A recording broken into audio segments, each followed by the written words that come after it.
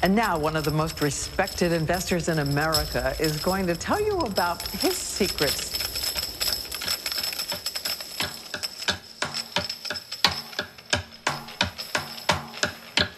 Warren Buffett. It's the sound of money. $9.2 billion. Buffett, the second richest man in America. He's estimated to be worth about $62 billion. It makes him the richest man in the world.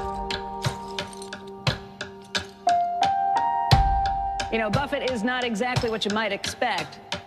Even though he's in the money business, he doesn't even own a calculator or a computer. He takes the long view, and it's made him billions, many billions. Maybe you can beat the House, but I don't think you can beat Warren Buffett. Buffett filed his first tax return at 13 years old. But he's no average billionaire, Tom. No, he certainly isn't, Matt. He's a $44 billion average Joe. Warren Buffett has an approach that doesn't make him very popular with his fellow billionaires. Warren Buffett, the boy from Nebraska who grew up to become the Wizard of Omaha. What was it about him that allowed him to become the richest man in the world? How did he do it?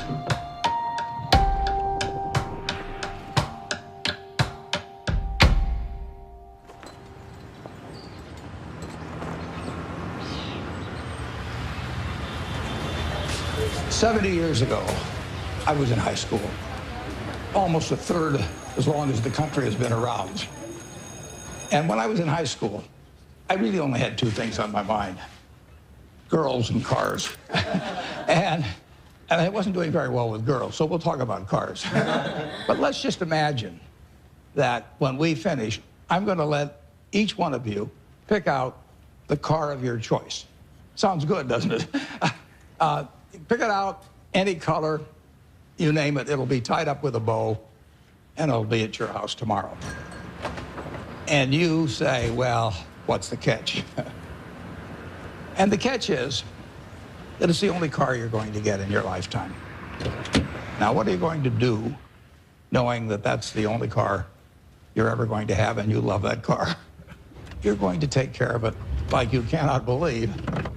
Now, what I'd like to suggest, you're not going to get only one car in your lifetime, but you're going to get one body and one mind, and that's all you're going to get. And that body and mind feels terrific now, but it has to last you a lifetime. I'm on the way to the office. It's all of a 5-minute drive.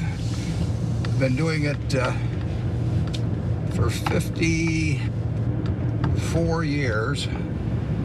One of the good things about this 5-minute drive is that on the way there's a McDonald's, so I'll pick up something. Good morning. Thank you for choosing McDonald's. Go ahead and order whenever you're ready. I'll have a sausage McMuffin with egg and cheese. Anything else? That's it. Thank you. And I tell my wife, as I shave in the morning, I say either 261, 295, or 317. And she puts that amount in a little cup by me here, and that determines which of 3 breakfasts I get. Okay, 295. There's How the you 2. doing, sir? Hey, great. You're on candid camera. I see. Hello, everybody. When I'm not feeling quite so prosperous, I might go with the 261, which is 2 sausage patties, and then I put them together and pour myself a Coke. Hi, how are you? 317 is a bacon, egg, and cheese biscuit, but the market's down this morning, so I think I'll pass up the 317 and go with the 295.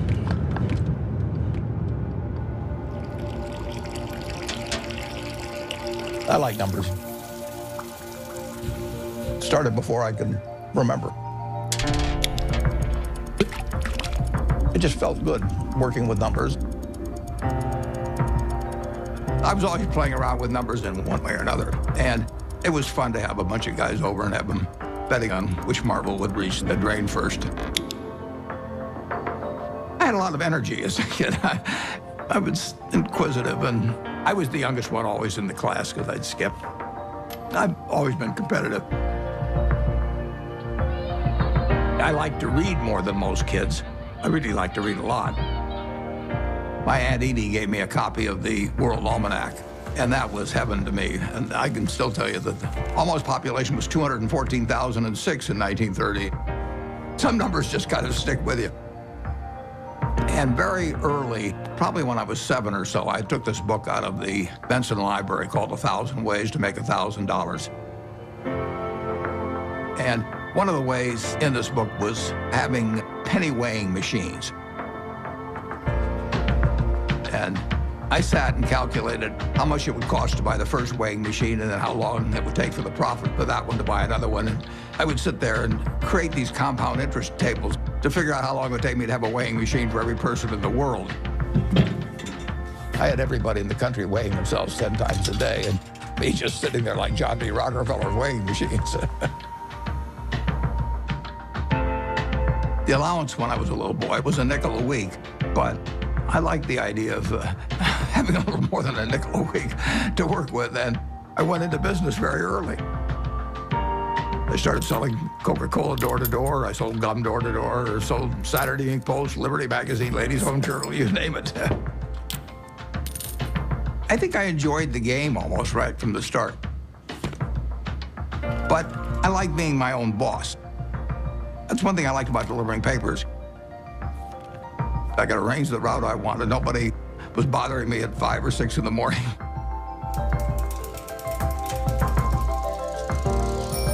I was delivering 500 papers a day, and I made a penny a paper, but in terms of compounding, that penny turned into something else.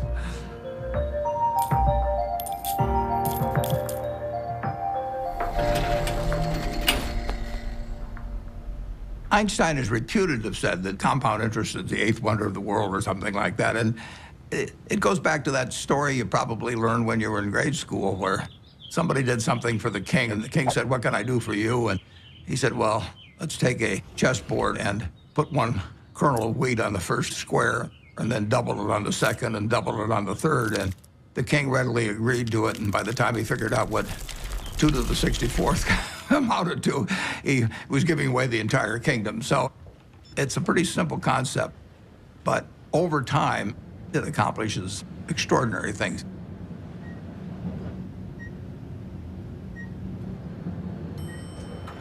Berkshire is an amazing company. It's 4th largest company in the Fortune 500. He is the only person who has ever, from scratch, built a company that is in the top 10 of the Fortune 500.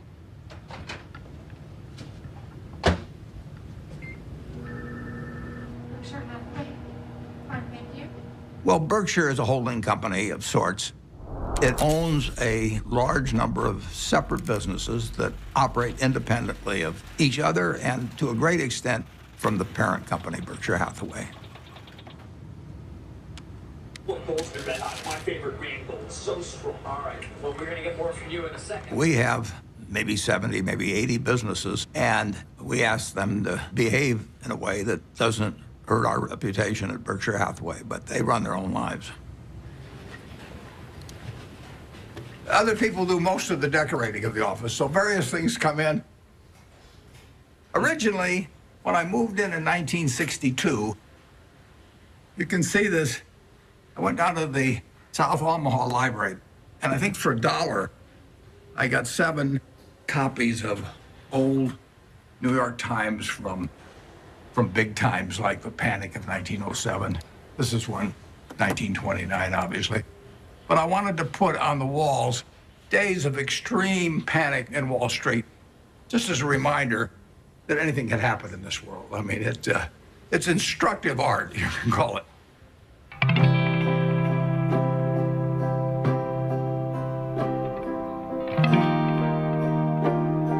I was born in 1930 here in Omaha, Nebraska, during the stock market crash. Well, my dad lost his job in 1931, a year after I was born. He was a stock salesman, and he had what little savings he had in the bank, and so he started his own company. He worked right through the Depression.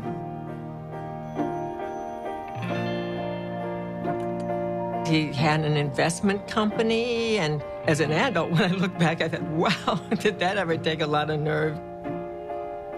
Sometimes we'd go down there on Sunday and we could play with the adding machine. My brother and I tended to play the games together. And I remember at one point, he said to me, I'm going to be a millionaire by the time I'm 30 or something like that. It was totally outside of anything my family had experienced, but he just was unusual that way.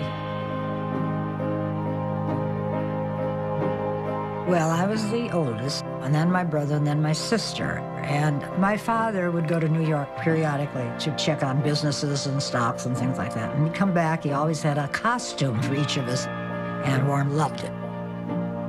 He was very good-natured. He was quiet. It was hard to tell he was a genius at that point. But, I mean, who was looking? The first books I read on investment were actually in my dad's office. Pretty soon I read all the books in the office and read some of them more than once. My dad had various nicknames for me. He'd call me Fireball sometimes because I'd start little businesses. He didn't care about money at all. He believed very much in having an inner scorecard and never worry about what other people are thinking about you. You know, just if you know why you're doing what you're doing, that's good enough. I admired everything about him to the extent that I was absorbing lessons from him without knowing it. And the idea that all lives have equal value is something that all three of his children felt since I can remember. My dad, at one point, ran for Congress when I was 12 or so. It was a very Republican household. I campaigned for him, my sisters campaigned for him. The whole family did. My mother was very, very bright, and she was very gregarious. She was a good campaigner for my dad. She had a lot of ambition, and I think my brother Warren got a lot of his extreme competitiveness from my mother, actually. She was brilliant at math. You know, I guess they still had these things where you cranked them and things added up, and she could add it in her head faster than the machine could do it. She was absolutely amazing in that. She was very dutiful about taking care of the kids, but you didn't get the same feeling of love. It was there, but it didn't come out the same way as with my dad. In the nation, the only permanent way to prosperity is a balanced budget. Unless that goal is achieved, all post-war plans will collapse like Hitler's conquest. You have heard Congressman Howard L. H. Buffett, Republican member of the House of Representatives from Nebraska, speaking on... When I was about 12 or 13, we moved to Washington, my family, and I was mad. I was having fun in Omaha. I lost all my friends, and now I moved to a town where they were all strange. So I was very, very unhappy. At school, I just lost interest. I took pleasure in tormenting my teachers. At that time, for example, AT&T was the stock that all teachers owned for their retirement. And I decided that it would drive my teachers a little crazy if I went short the stock, because when you go short a stock, you're betting that it will go down. So I shorted 10 shares of AT&T and then brought the confirmation to school and showed these teachers that I was shorting the stock. They found me a big pain in the neck, but they did think I knew a lot about stocks. And then at home, my mother would have terrific headaches. And you didn't want to be around her when she was having the headaches. And she would lash out more. She would never do it in public. Well, I think we were terrified of her. When I'd wake up in the morning, I'd listen to hear her voice. I could tell by her voice it was going to be a terrible day or not. When she got difficult, the three children felt it. When I was at the low point, sort of, I decided that I would run away. So I talked two other guys into running away with me. We went out and we started hitchhiking. And then we got picked up by the highway patrol, and that scared the hell out of us. It's very interesting. My dad never really gave me help about doing this, but he finally said, you know, he said, you can do better than this. And just saying that, I mean, I felt I was letting him down, basically. So in all ways, He was teaching me. He never taught by telling me things. He just taught by example. He had unlimited confidence in me, even when I screwed up. And that takes you a long, long way. The best gift I was ever given was to have the father that I had when I was born.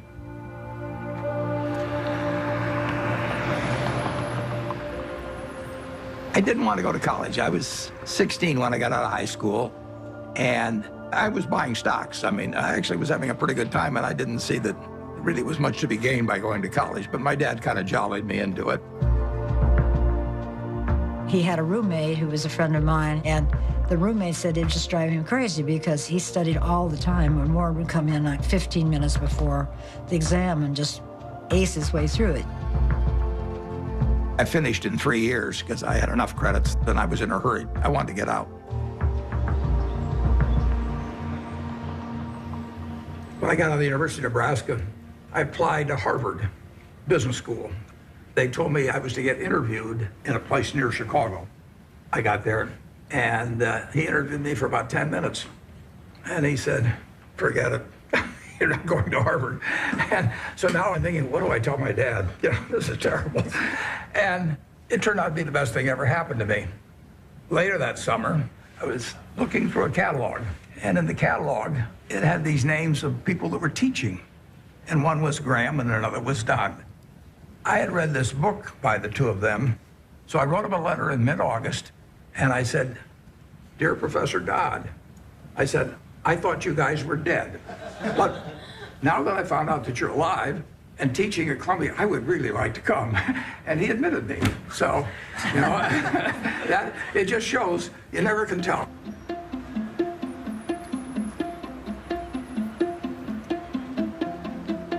Gentlemen, that's Graham. Ben was this incredible teacher. I mean, he was a natural, and he drew us all in. Are Wall Street professionals more accurate in the shorter term than the long-term forecast? Well, our studies indicate that you have your choice between tossing coins and taking the consensus of expert opinion. And the results are just about the same in each case. It was like learning baseball from a fellow who was batting 400. It shaped my professional life. There are two rules of investing, according to Warren, and he learned this from Ben Graham. Rule number 1, never lose money. Rule number 2, never forget rule number 1. Ben Graham basically coined the term value investing. He believed in careful scrutiny of a company's financial statements, and that if you bought value, it would eventually prove out. A few years ago, I went to Amazon, and sure enough, they had this manual there. So while reliving my youth, other guys were going to Amazon probably and buying old Playboys or something, but I bought old Moody's manuals instead. And when I got out of school, I started selling stocks. I was 20 years old at the time and looked about 16 and acted about 12. So I was not the most impressive salesperson anybody ever met. But what I would do was I went through page by page looking for possibly undervalued stocks. Is this like going through an old family album? Better.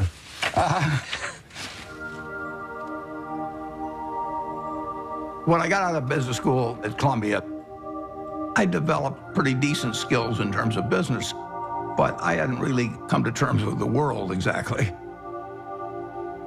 What were you like around girls back then? Bad.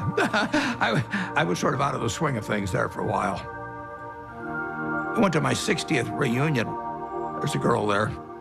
I took her out one time to the Uptown Theater in Washington, and I asked her whether she remembered what movie we saw, and she said, no, I don't remember that. And then she said, but I do remember one thing. And like an idiot, I said, what was that? And she said, well, you picked me up in a hearse. And it was true that I owned a half interest in a hearse when I was in high school, which was not the smoothest thing, or coolest, as they would say now, the thing that you could do on a date.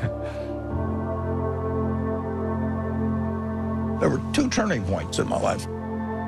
Once when I came out of the womb, and once when I met Susie, basically.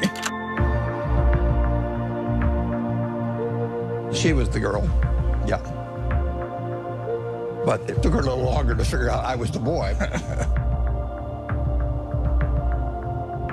I was going to be his younger sister's roommate at Northwestern.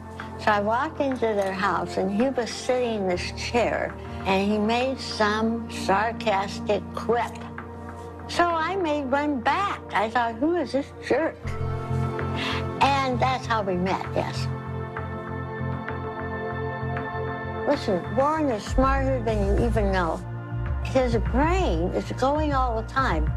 And my dad said to me, now you have to understand about him. You're not going to have discussions with him like you would most normal people. But he has a heart of gold. He was just totally enamored of her, and why not? And she of him. She'd sit on his lap all the time, and he'd stroke her hair. It was softening him. Susie was really kind, considerate, and she was the balancing force. I just got very, very, very lucky. But I was a lopsided person, and it took a while, but she just stood there with a little watering can and just nourished me along and changed me. Somebody once said that the chains of habit are too light to be felt until they're too heavy to be broken. I had been terrified of public speaking. I couldn't do it. I'd throw up. And I knew if I didn't cure it then, I'd never cure it. And so I saw an ad in the paper for the Dale Carnegie course, which worked on developing your ability to speak in public. And I went down there. Be sincere. A good smile has the same effect as a puppy's tail. When a puppy wags... They made us do all these crazy things to get out of ourselves, and so we stood on tables and did all kinds of things.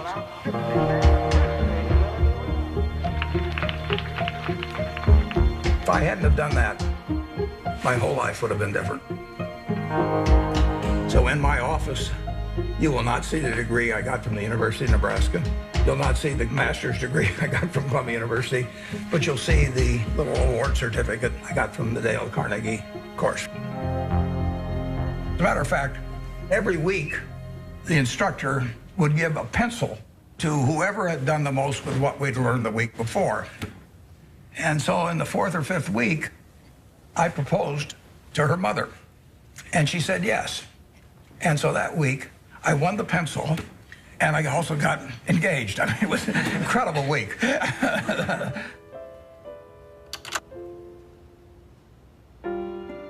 Wedding day was kind of interesting because I couldn't see anything without my glasses, and I was so nervous that I just decided to take off my glasses and I wouldn't be able to see all those people out there.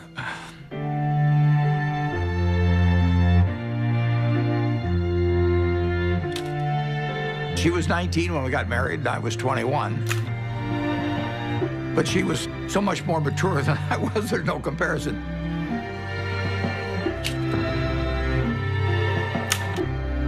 She was a better person than I was.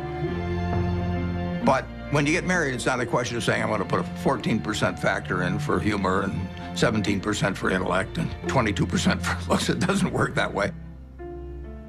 I knew it was the right decision, and it was.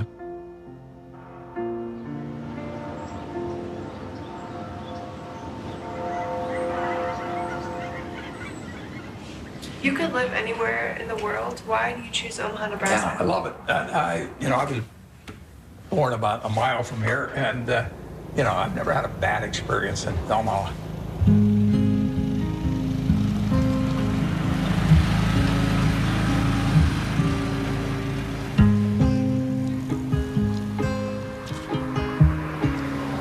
Omaha and Nebraska are home to me. Everything about it seems like home. It's a pace, it's relationships. There's a lot of continuity, there's a lot of community, there's a lot of friendship. It's a very solid place and friendly place in which to grow up and in which to conduct a business.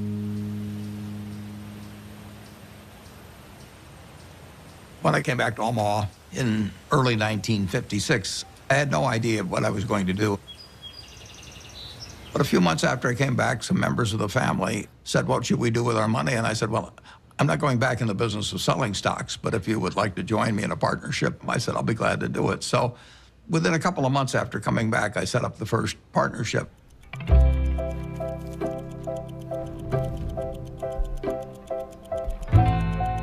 I wrote all the checks individually. I filed 11 income tax returns. I took delivery on stocks for all the different companies. I was a one-man band there for 6 years.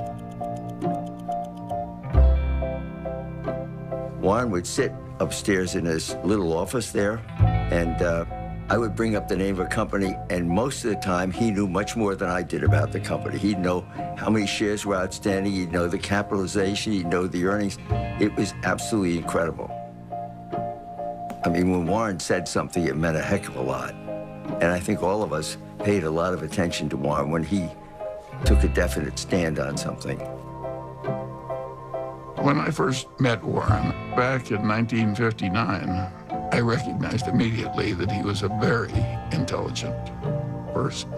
For the last 4 or 5 years, the stock market has been booming along and presumably forecasting better business, which has really not materialized.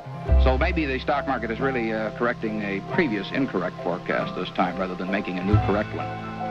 He made a lot of money buying thinly traded securities that were incredibly cheap statistically. Warren was at that time dealing with small companies, and his investments often were to buy a company that you could figure was a discarded cigar butt, but it had one more smoke in it. And he wanted to buy at the right time to be able to benefit from the one smoke. The first partnership started with $105,100. I put up the 100 and the other people put up the 105,000. And then at the start of 1962, I moved to Kiewit Plaza. And by the time I moved to Kiewit Plaza, we had $7 million invested, and a fair amount was profits. I was then renting a house. I never owned a house to that point. And then 2 years later, I bought the house I live in today in 1958.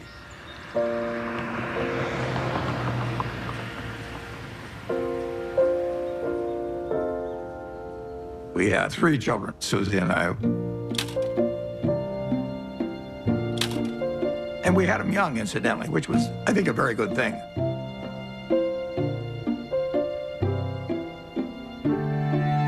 My daughter, Susie, was born here. I named her Susie just like that as soon as I looked at her, because she looked just like her mother. And she was a cinch.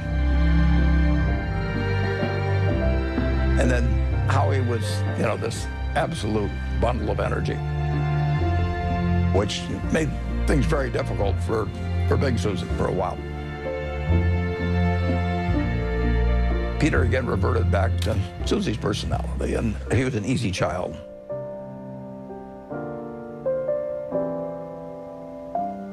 Well, you know, I would describe my childhood as normal, but who knows what normal is. People often think, you know, well, Warren Buffett was this famous rich guy. He was not famous and he wasn't rich when we were growing up. What I saw first and foremost, day in and day out, was consistency. Every day we'd hear the garage door close in the house, and then like clockwork, my dad would come in the door, I'm home, and we'd all eat dinner together, which I think surprises a lot of people. My dad used to rock me to sleep at night and sing Over the Rainbow. So I have this insanely sentimental attachment to that song. I've always had a really close relationship with him.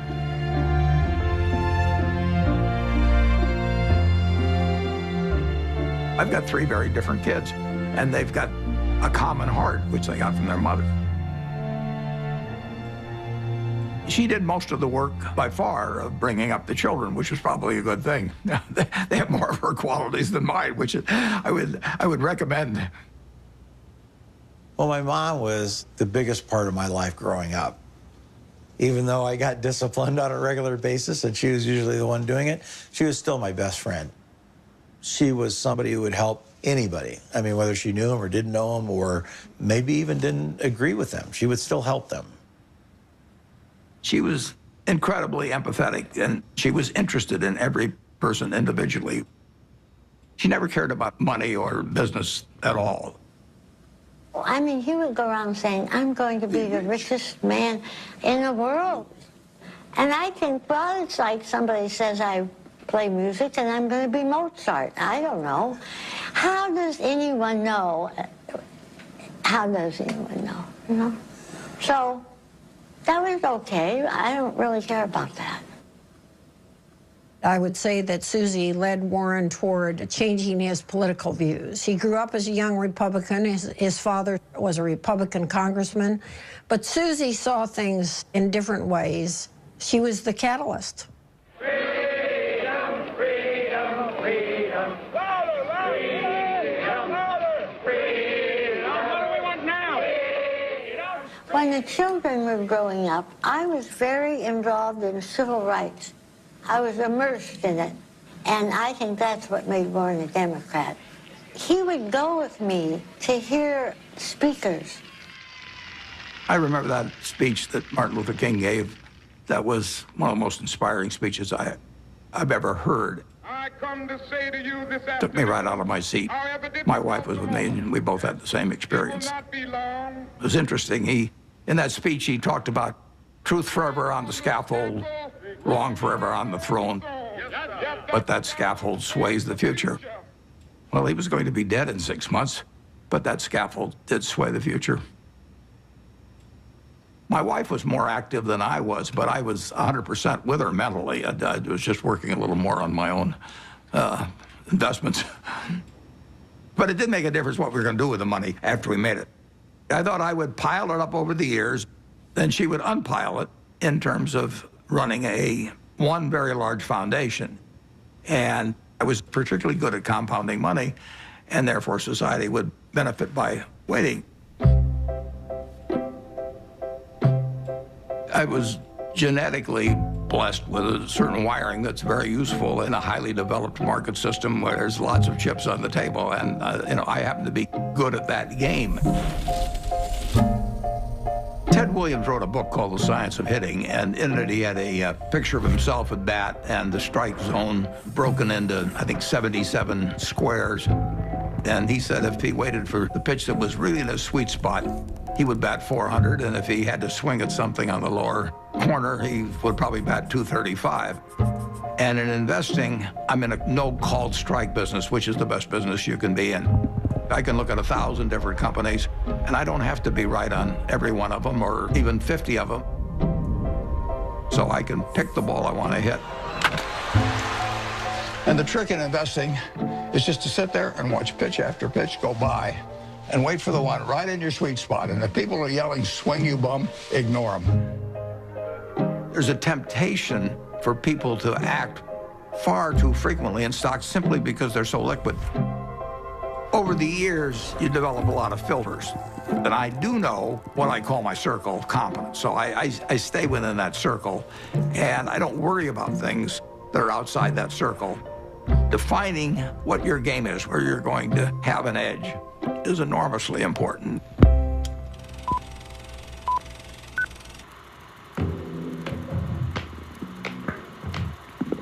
I bought the first shares of Berkshire in 1962, and it was a northern textile business destined to become extinct eventually. And it was a statistically cheap stock in a terrible business. Berkshire Hathaway was closing mills, and as they closed mills, it would free up some capital, and then they would repurchase shares. So I bought some stock with the idea that there would be another tender offer at some point, and we would sell the stock at a modest profit. And at one point, the management asked me at what price we would tender our stock, and I said $11.50. And the tender offer came out a few months later, and it was at $11 3/8, which was an eighth of a point cheaper. And that made me very mad, so I just started buying more stock. I just felt that I'd been double-crossed by the management, and in May of 1965, I bought enough so we controlled the company.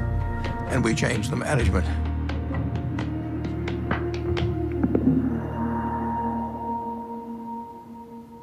That was a pretty silly way to behave, as Warren has recounted in retrospect.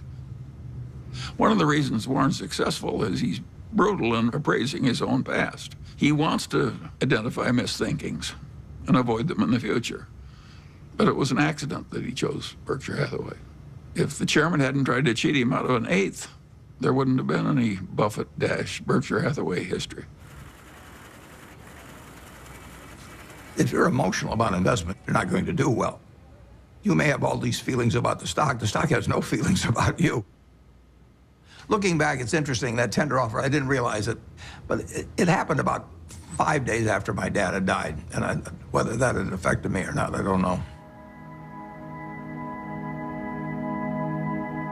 Do you remember your last conversation with your father?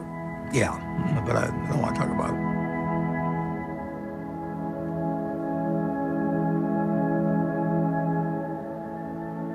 I think it just sobered him and hurt him. But Warren soldiers on. Both Warren and I could look at our fathers and see what they did right and what they did wrong. Warren's father was a real old-fashioned right-wing ideologue. And his father was so intense about it that Warren just decided that it was a mistake. It cabbaged up your head to be that much of an ideologue. So he loved his father, but he didn't want to become that much of a true believer in anything. My politics became more overt after my dad died. Civil rights changed my views. You know, in 1776, Thomas Jefferson wrote, "All men are created equal," and then when they wrote the Constitution, they all of a sudden decided that, no, it was just 3/5 of a person if you were black. I mean, that struck me as kind of crazy.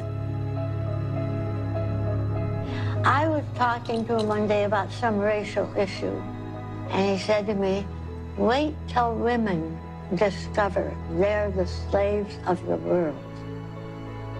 Now, how many men were cognizant of that, and even women then? The initial example is really my mother. She came from a generation where the main function of the wife was to help her husband in the job. And my sisters are fully as smart as I am. They got better personalities than I have, but they got the message a million different ways that their future was limited, and I got the message that the sky is the limit. And it wasn't due to a lack of love or anything of the sort. It was the culture. On the other hand, you can look at the flip side of that and say it's quite encouraging, because if you look at what this country accomplished only using half of its talent, you know, just think of the potential for the future. I'm enormously bullish on America over the future, and part of the reason is that we, by some rather stupid decisions, essentially put half our talent on the sidelines. Warren is probably the most rational person I've ever met. Charlie Munger would be a close rival. And Charlie became a man that Warren depended on heavily. And I think his first experiences in the discarded cigar butt era convinced him that it was not exactly where he wanted to be.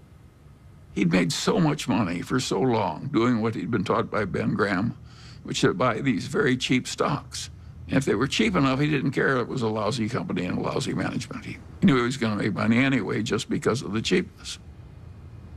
Charlie Munger has had a big impact on me in moving me toward looking for wonderful companies at fair prices rather than fair companies at wonderful prices. And that was enormously important because it enabled Berkshire to scale up in a way that would have been impossible to do otherwise. Yep. What are the key indicators you look for within companies before making an investment? Well, I look for something that does give them a moat around it. We have a company called See's Candy out on the West Coast. See's Candy is boxed chocolates. If you give a box of See's chocolates to your girlfriend on the first date and she kisses you, we own you. You know, I mean, we can raise the price tomorrow and you'll buy the same box. You're not going to fool around with success. So the key there is the response. You do not want to go home on Valentine's Day and say to your wife or your sweetheart, preferably they're the same person, you don't say, here, honey, I took the low bid. It doesn't work. Price is, to a degree, is immaterial. If you've got an economic castle, people are going to come and want to take that castle away from you. And you better have a strong moat. You better have a knight in the castle that knows what he's doing. You're not buying an asset. You're buying a name, you're buying a brand, you're buying a real franchise here. And Charlie was more responsible for that than anybody. We were mental partners right from the moment we met. I want to know, going back 50 years, what it was like when you first met Warren. Well, I thought he was a prodigy. And I got a lot of criticism. My wife said, why are you paying such enormous respect to that young man with a crew cut who won't eat vegetables? He's ungodly smart. He's got a much broader intellect than I do. And he's magnificent at being able to condense important ideas into just a very few words. If you're not interested in the economic scene right now, you're mentally dead. Charlie has no tact. All right, let's talk a little bit about bankers. Charlie on Friday compared them to heroin addicts. Yeah, well, that's colorful, Charlie, but I would not have chosen that. I once wrote of him that when they handed out humility, he didn't get his fair share. The ideal way to run a headquarters is to have one man, preferably over 80, sitting in an office by himself. Anything else is pure frippery. He's always honest in what he tells me, so I listen to him. We never had an argument. We just kind of roll with it easily. Suppose Warren doesn't want to do something that I would have done. And suppose that happens 4 times over 40 years or something. What the hell difference does it make to me? Net, the record is working out fine.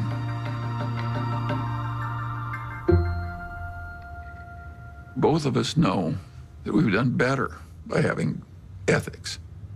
Warren's not interested in making money by cheating people.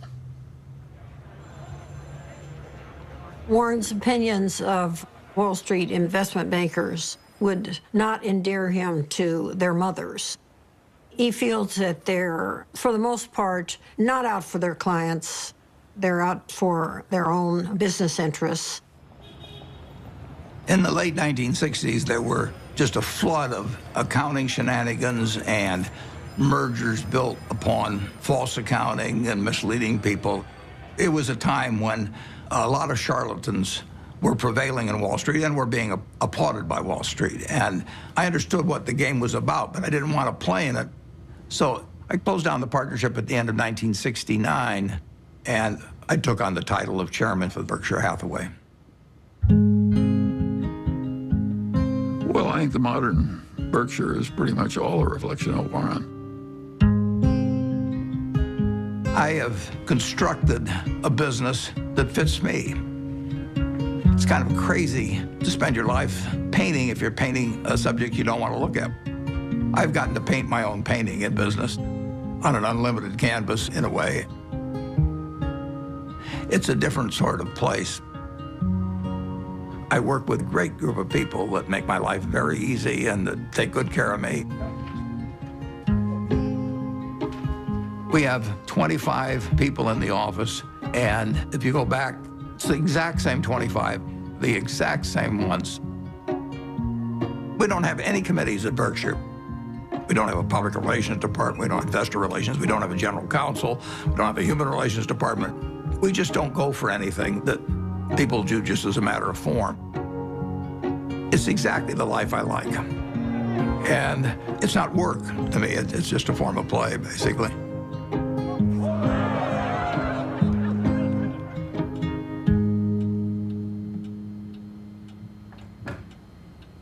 Well, I like things quiet. I shut the door, actually, at the office because I don't want to hear anybody talking outside. And I still probably spend 5 or 6 hours a day reading. Look at what's trending today. Our quick roundup of what has you talking. Well, what's amazing is the stuff he remembers. It's like a little computer, you know. I keep thinking the hard drive will run out of space, but it doesn't. He's one of the smartest people we know. So I was at a couple of the family dinners at the Gates house where Mary, Bill's mom, was trying to convince him to come out to the family place at Hood Canal to meet Warren Buffett. And he was resisting because he was really busy with Microsoft. And finally he said, Mom, okay, I'll come for lunch.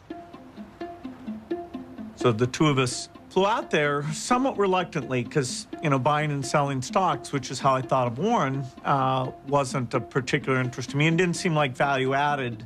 It turned out that was completely wrong. We knew that day that we'd be very close friends. In fact, we just couldn't get enough of each other. Shortly after I met Bill Gates, Bill's dad asked each of us to write down on a piece of paper one word that would best describe what had helped us the most. Bill and I, without any collaboration at all, each wrote the word focus. Well, focus has always been a strong part of my personality. If I get interested in something, I get really interested. If I get interested in a new subject, I want to read about it, I want to talk about it, and I want to meet people that are involved in it. We both love to work hard. You know, neither of us like frivolous things. You know, he doesn't know much about cooking or art or a huge range of things. I can't tell you the color of the walls in my bedroom or my living room. I don't have a mind that relates to the physical universe well. Warren checking the Dow. But the business universe, I think I understand reasonably well. Warren's ability to size up people and businesses, it's a pretty magical thing. He is the best at that of anybody we know. We should all try to be 20% as good at that. I like to sit and think. And I spent a lot of time doing that, and sometimes it's pretty unproductive, but I find it enjoyable to think about, particularly about business or investment problems. They're easy. It's the human problems that are the tough ones. Sometimes there aren't any good answers with human problems. There's almost always a good answer with money.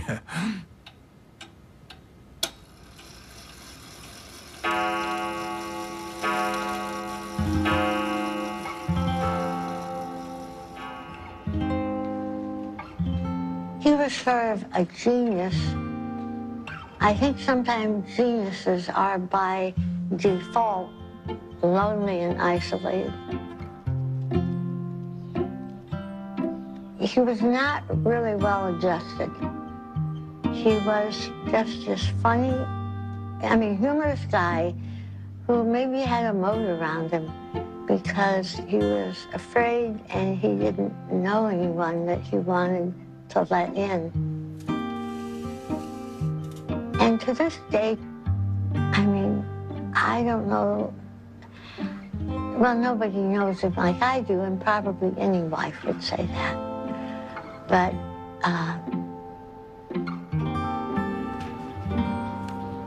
he's a loner in a sense. And it's difficult to connect on an emotional level because I think that that's not his basic mode of operation. He was there, physically, but he was upstairs reading all the time. I always told my mother we have to talk in sound bites. I learned that early on, that if you start, going into some long thing, unless you've explained to him ahead of time that it's going to be a long thing and you need him to hang in there, you lose him. You lose him to whatever giant thought he has in his head at the time that he was probably thinking about before you came in and really wants to get back to. He's not like the rest of us. I don't think my dad ever took anybody for granted, but you are a little bit blind, I think, sometimes to what other people might be doing behind the scenes. And my dad's gotten a little bit of a pass. Warren can't find the light switch, and it's probably my fault. One time, years ago, when the kids were little, I was feeling really sick. I had the flu, so I lay down on the bed, and I said to Warren, will you get me a pan or something from the kitchen? I may not get to the bathroom. I feel so sick. He said, okay. So he trotted down to the kitchen, and I hear this bang, biff, boom, bang. And he comes up and he brings me a colander, and I looked at it, and I said, look, honey, this has holes in it. Oh, okay. So he ran down, all this banging with him. He comes up, and he puts the colander on a cookie sheet.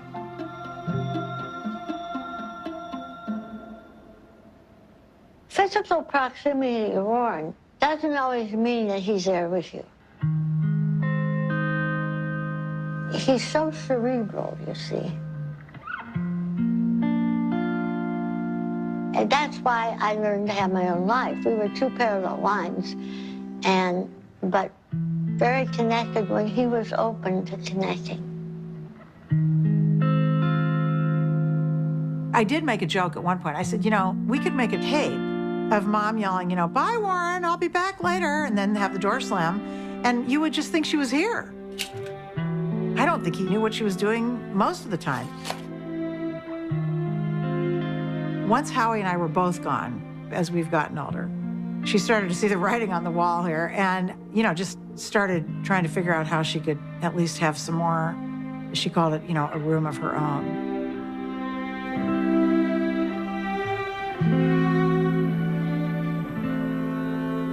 The worst mistakes involve not understanding other people as well as you might.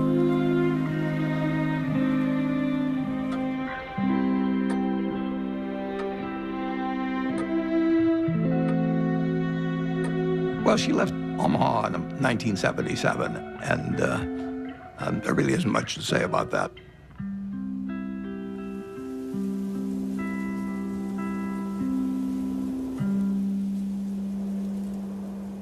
It was devastating for him.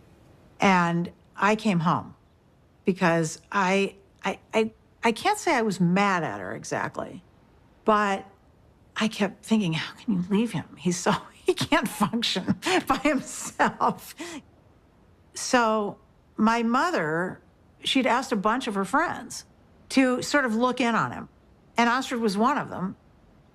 So I called Astrid. I said, Astrid, will you take one, make him some soup, go over there and look after him because he's not going to make it. And it took him a while to figure it out, but he figured it out. I said, I'm not leaving you because I'll be wherever you want me when you want me. My mom moved to San Francisco, and I think one of the reasons it was important for her to leave Omaha was because she just felt like she was kind of trapped in this environment, that everybody knew who she was, that she, couldn't have her own identity. He knew that there was something she needed to do, and that she really recognized that the money gave us all and her a choice in a lot of ways that a lot of people didn't have. There was a time Warren was getting criticized that here was this very, very rich man who was getting richer every year and really wasn't giving a lot of money away. And there was terrific criticism by some people, which Warren never said anything about. The biggest thing in making money is time. You don't have to be particularly smart, you just have to be patient. Susie didn't want to wait as much as I did, but she never quite appreciated compounding like I did. That is a disagreement we have. I run a foundation now. I think we should be giving more money away. But I understand why we don't, because it's business. To me, the crux of it is that it wasn't the money itself. You can see that in the way he lives. I mean, he doesn't buy huge paintings or build big houses or anything like that. It's all mental with him. And the money is his scorecard. And he used to say to me, everybody can read what I read. It's a level playing field. And he loves that because he's competitive. And he's sitting there all by himself in his office reading these things that everybody else can read. But he loves the idea that he's going to win. I'll tell you how you do it. Have you ever seen a juggler juggle 25 milk bottles? How did he ever get to do that? The answer is he started with 1 bottle, then 2, then 3, and just kept doing it, and pretty soon he was at 25. And that's the way we did it. So basically, we started out with cash. and ended up buying a bunch of businesses, including insurance companies. Insurance is in itself a profitable business, but it has the additional advantage of creating something that's called float. And float is the money that hangs around Berkshire while a claim is waiting to be paid. And Warren turned out to have an extraordinary ability to use the money thrown off by the float to buy companies that fed the growth of Berkshire. In 1983, Mrs. B cashed in on her business by selling control for $55 million to a company owned by investor Warren Buffett.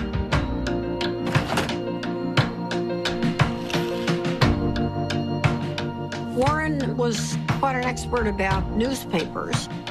He got interested in the Post because he recognized it as a greatly undervalued company. He had to write me a letter. Dear Mrs. Graham, I've just bought 5% of your company, and I mean you no harm. And I think it's a great company. I know it's Graham owned and Graham run, and that's fine with me. And I thought, whoa, this guy's really terrific. He used to come to board meetings with about 20 annual reports, and he would take me through these annual reports. I mean, it was like going to business school with Warren Buffett. Kay Graham did introduce Warren to the world of Washington, an entirely different group than he had ever dealt with before.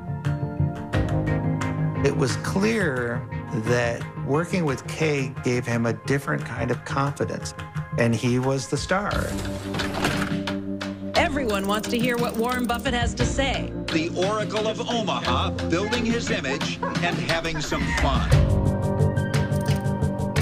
Berkshire shares have increased more than 2,000% in value, one of the largest market capitalizations in the world, and it could grow a lot larger since Warren Buffett shows no sign of slowing down.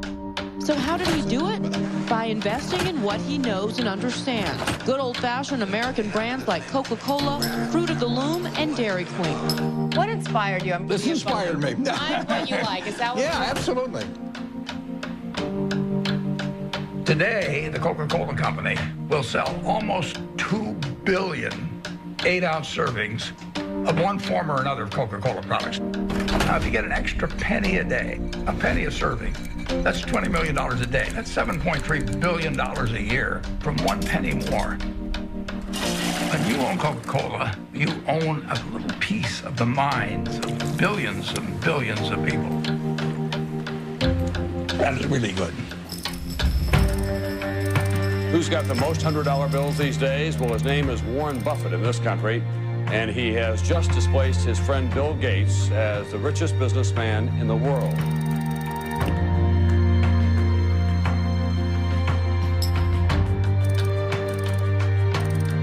And the purpose of Wednesday's meeting was to discuss Buffett's company, Berkshire Hathaway's plan to purchase railroad giant Burlington Northern. Valued at $26 billion, this would be Buffett's largest acquisition ever. He's created Berkshire from virtually nothing into hundreds of billions of dollars of market cap. Nobody else has a record like that. He wanted to have an outstanding reputation, that he never really upset the apple cart when he bought a business, that he kept the management in place. He was establishing a reputation that paid off later in life. It's been building and building ever since I've known him. It takes 20 years to build a reputation, and it takes 5 minutes to lose it.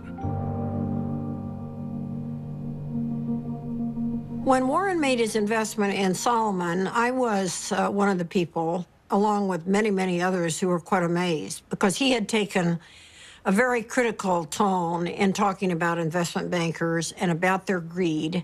And here he was investing in one, Salomon Brothers, that was known to be a member of the club. Warren and Charlie went on the board, and Charlie couldn't stand what was going on there and didn't like the culture at all. And shortly after they got involved, the thing exploded.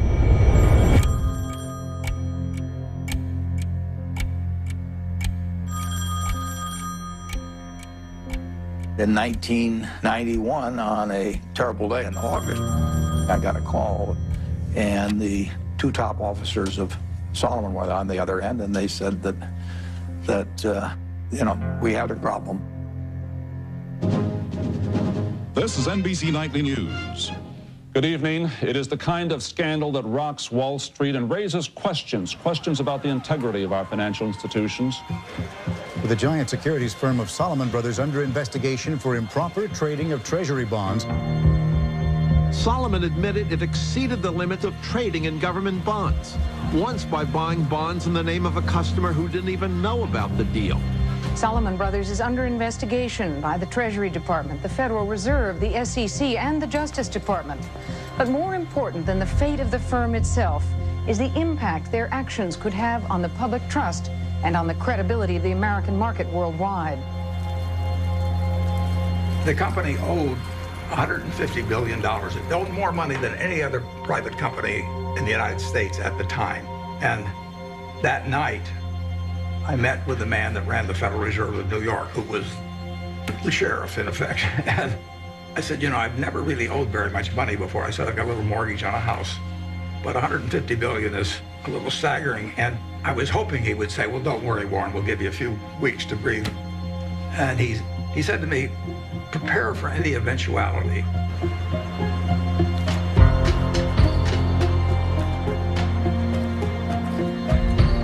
Earlier today, the U.S. Treasury Department announced that it had suspended Salomon Brothers from participating in the auction of new issues. It was one more jolt for a scandal-scarred Wall Street. The Fed was in fact saying, you're an evil force and we don't want you trading our bonds. It was a huge turning point for Warren. And he believed that at that particular point, his reputation was on the line. Warren had 24 hours to make up his mind as whether he was going to go forward or just bow out. And I think at that point, Salomon Brothers could have gone into bankruptcy. And Warren stepped up and took responsibility. Okay, I'm Warren Buffett. I was elected interim chairman of Salomon Inc. A few hours ago at a board of directors meeting. Why was it necessary for you to step in, and what is your mandate of leadership? I think that it was necessary to step in because I would do whatever was needed to dig out any bit of information about what's happened in the past, and I would do everything I could to make sure that things are exactly right in the future. Mr. Buffett, are you satisfied that your work... I had to convince the Treasury that what was done in the past was awful and stupid, and they had every right to be furious at us. But this firm employed 8,000 people, and it was going to go out of business unless they let us continue, basically. Warren believed that there was a too big to fail scenario. The term was not used then, but he believed that Salomon was too big to fail. And if Salomon went down, it would take other important parts of Wall Street with it. We had this death knell from the Treasury, so I called the Treasury. Nick Brady was the secretary. I'm pleading for my life, and I'm sure my voice was cracking and everything else. I said, Nick, this is the most important day of my life. And that I really did feel that it was going to be a colossal disaster. He wasn't sure I was right at all. In fact, he probably thought I was wrong, but he knew that I felt what I was saying. So the Treasury modified its order, and in effect, of course, it was quite an endorsement. It was huge.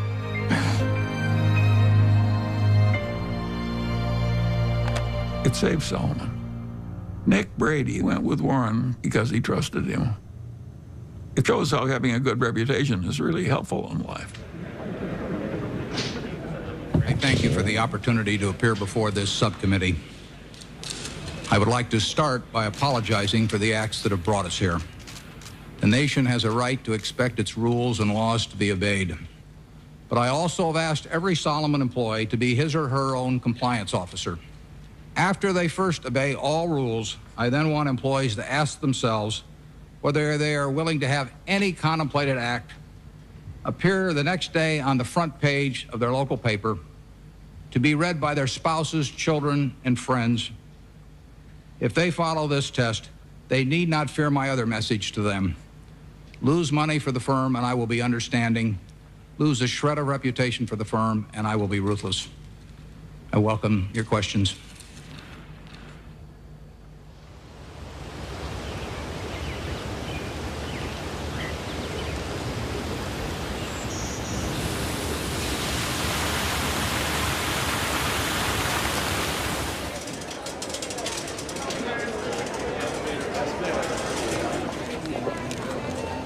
It's been 50 years since I formally took control of Berkshire Hathaway, and step by step, we've created something that is kind of what I dreamt we might create over time, but it took a lot of time to do it. It never seemed like we were making that much progress on any one day, but compound interest works. When you think back 50 years ago when you founded this company, did you ever imagine it would be the 5th largest company in the world? No, I didn't. But if I was thinking about it, I wouldn't have thought in terms of being the 5th, or the 4th, or the 3rd. You would have wanted number 1. Well, I mean, if you're going to dream, you might as well dream.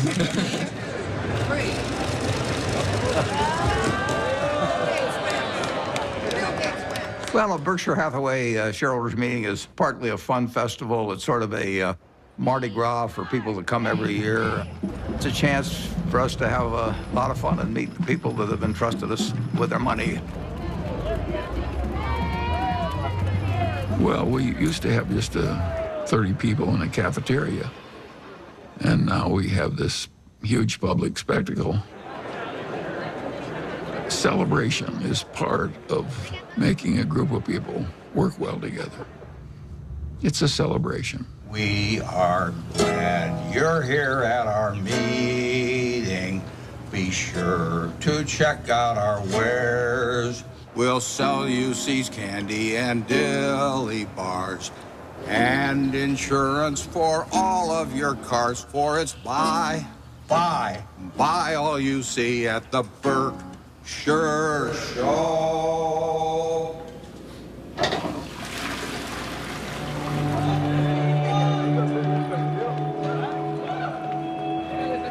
He truly loves to do what he does. I think investors who own Berkshire Hathaway, they see themselves as a part of a community. There are more long-term holders of Berkshire than any company. People consider it a religion. They don't buy it with the idea they're going to sell it next week. I think most of them buy it with the intent of holding it for their lifetime, just like they'd buy a farm or buy an apartment house. At Berkshire, everybody gets the same information from the comprehensive annual report. We don't meet with the analysts. I'm not interested in what an analyst thinks about Berkshire. I'm interested in what the owners of Berkshire think about Berkshire. He came out of a private partnership where people he knew were trusting him. And he had his relatives in the partnership, and they were not rich.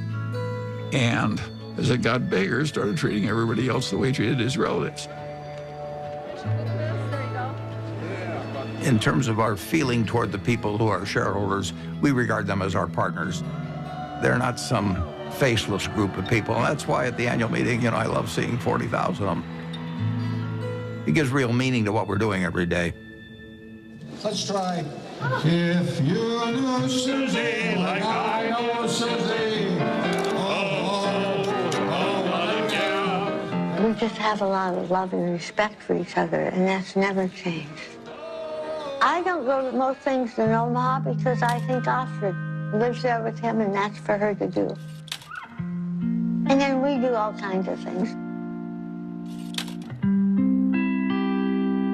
Strange as it may seem to people, I always think, who cares? If it's working between the people who are directly involved, who cares what anyone thinks? And my mother and Astrid were very close. They really, really loved each other. And I think that my mother was glad that she was there because she loved my dad. She wanted him taken care of and happy, and there's no one better than Astrid. I mean, she loves my dad. She wouldn't care if he had 1 cent. Well, Astrid has lived with me for a long time. She's done wonders for me. It worked well, but I don't think it'll work for lots of other people necessarily. Susie and I loved each other, and we admired each other, and we were totally in sync with what the other was doing, but we were two different individuals.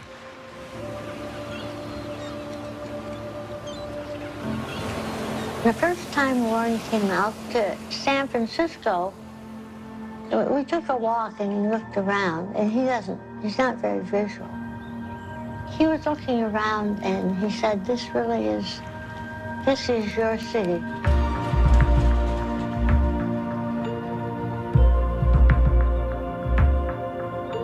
I am so drawn to color and light and form and nature that he thought it was a good place for me. Over the years, I've developed a better understanding of human nature.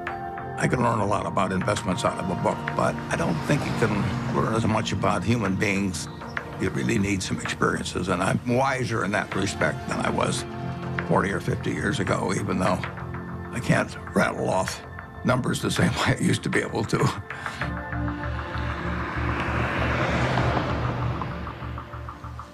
Well, I think that what we do reflects who we are.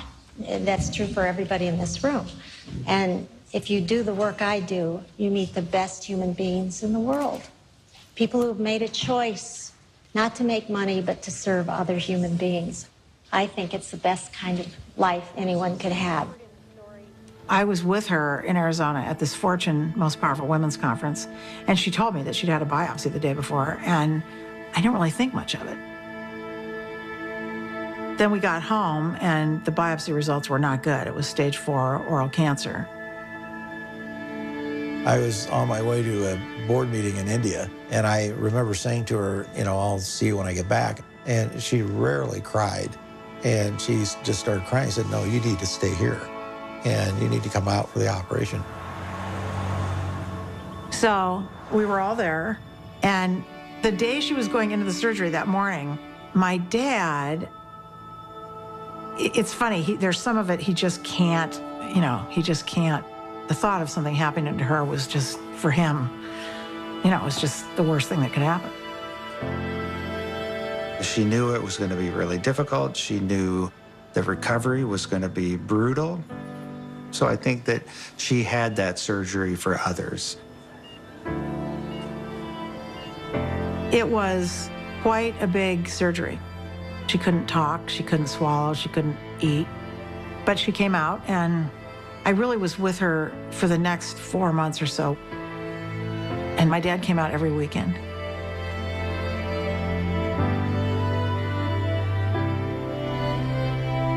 And in a few months, she was doing better.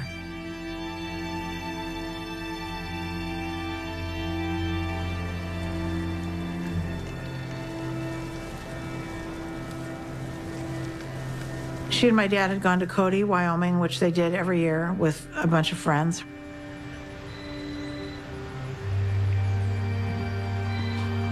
And my dad called, this was, 8 o'clock at night or something. And he said, something happened to Mom. I'm in an ambulance. You need to come. I actually thought something happened to my dad. I don't know why I thought that, but I guess I thought, my mom had this recovery, it was successful, and why would anything happen to her?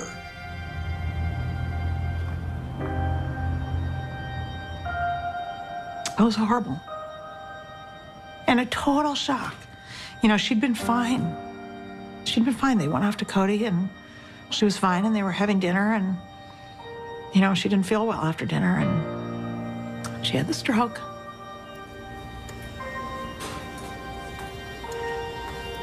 We went into the hospital room, and my dad was sitting there. He'd been sitting there all night, holding her hand.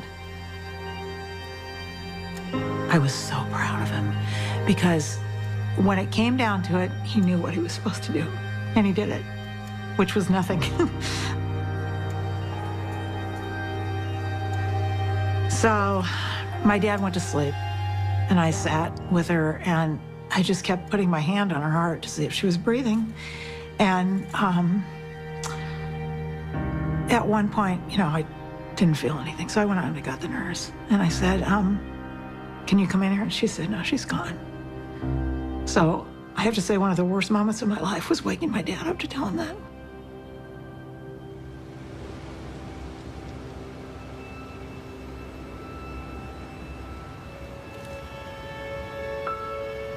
It's a very strange thing, love. You can't get rid of it. If you try to give it out, you get more back. If you try to hang on to it, you lose it.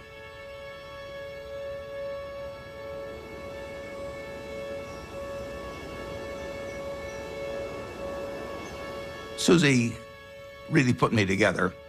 She believed in me. She put me together, and well, not only turned out to be the person I've turned out to be, but I actually wouldn't have been as successful in business without that. She made me more of a whole person.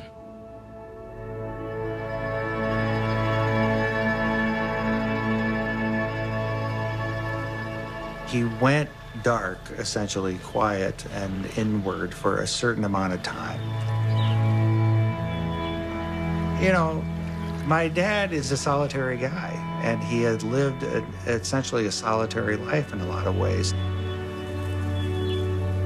I think it came down to him figuring out how he was going to get through this tunnel and get out the other side.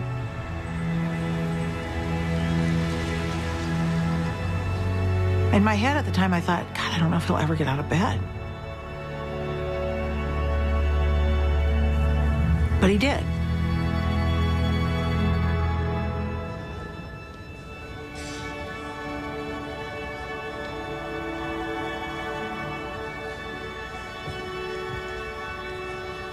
Welcome. I'm Patty Stonecipher, the CEO of the Bill and Melinda Gates Foundation. And we appreciate you coming today, especially since I sent a very vague and very late notice to ask you to come to a conversation with Bill and Melinda on the future of philanthropy. So let's get on with it. I have the pleasure of introducing a good man whose great decision is going to change the world, Warren Buffett.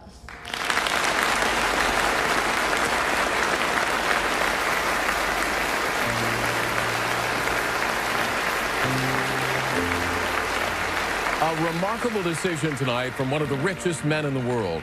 Mega billionaire Warren Buffett says he is giving away most of his fortune to charity. Buffett has pledged to give away the bulk of his fortune to the Bill and Melinda Gates Foundation and giving more than 15% of his money to foundations started by his 3 children and his late wife, Susan. One global health activist called what Buffett did today one of the most remarkably selfless acts that history will ever record. That's a better hand than I get at a Berkshire Hathaway meeting. I'd like to thank you for coming. It's a great day for me. It's a great day for my family. My wife, Susie, and I had planned that whatever I made would go back to society. And originally, I thought she would outlive me and that she'd make the big decision on it. But since her death, I had to rethink the best way to get the money into society and have it used in the most effective way. And I had a solution staring me in the face. It was completely out of the blue. I mean, amazing. The largest single gift ever given was what he gave away that day. I'd like to ask the people representing those various foundations to come out. First 3 letters are easy to sign. I just signed Dad.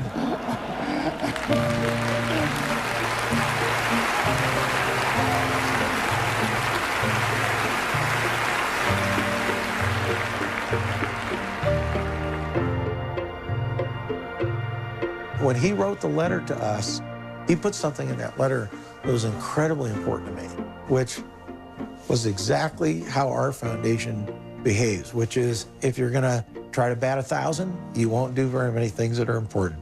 But if you're willing to basically strike out a few times, you can really change something big. ICCN!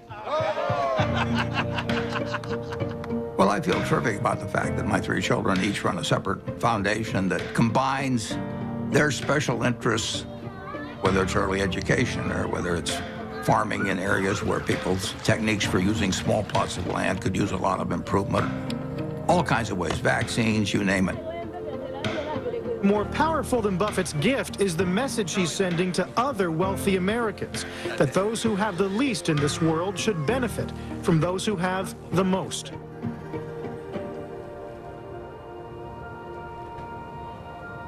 In my entire lifetime, everything that I've spent will be quite a bit less than 1% of everything I make. The other 99% plus will go to others because it has no utility to me.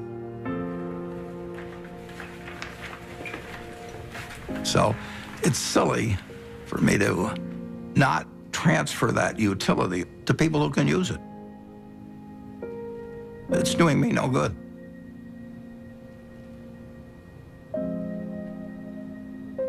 I am so proud of what we do. I almost cry at every board meeting because I just think she would be so proud. And that is my biggest job, in my opinion, is to make sure that every penny gets spent the way she would want it spent. Whoever you are in this life, you don't want to think you wasted a lot of your energy and love and time on something useless. I always thought I'd marry a minister, a doctor, or somebody out doing some valuable service to human beings. And the fact that I married somebody who makes just piles of money is really the antithesis of what I ever thought. But I know what he is, and he is, there's no finer human being than who he is.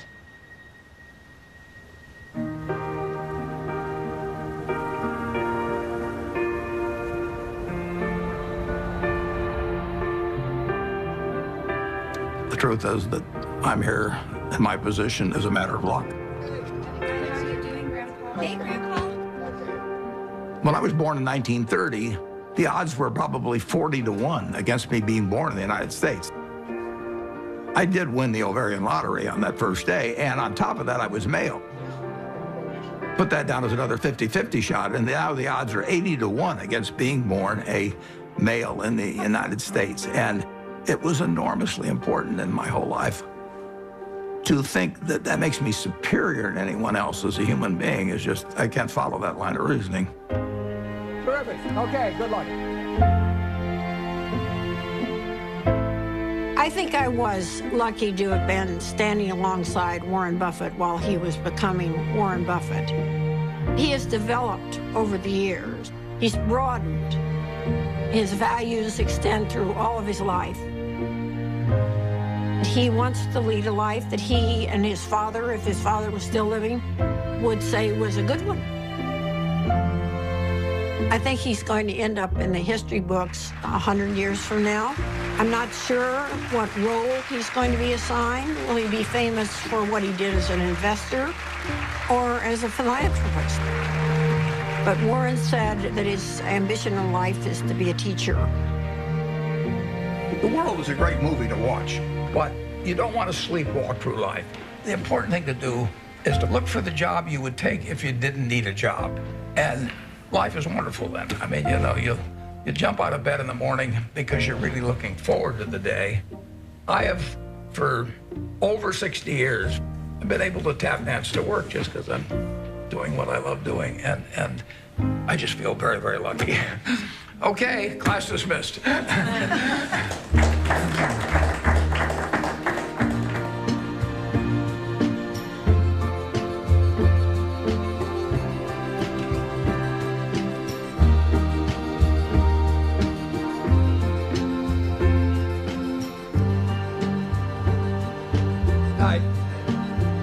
Do you fear death?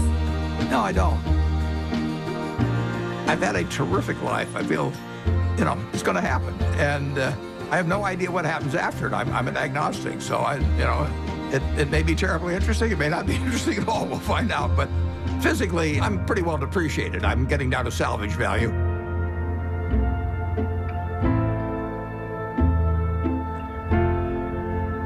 But it really doesn't make any difference at all. It doesn't interfere with my work. It doesn't interfere with my happiness. It doesn't interfere with my thinking.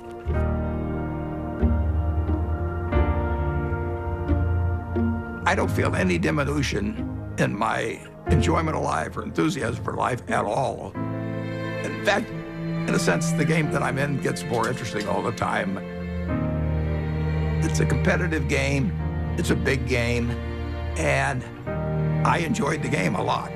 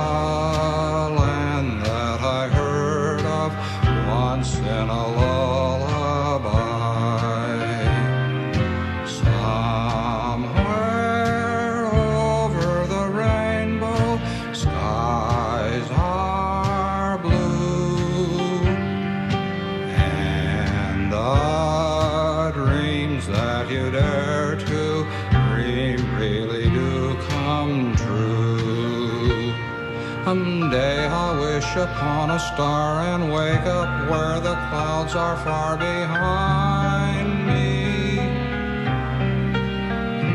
where troubles melt like lemon drops away above the chimney tops. That's where you'll find me, somewhere.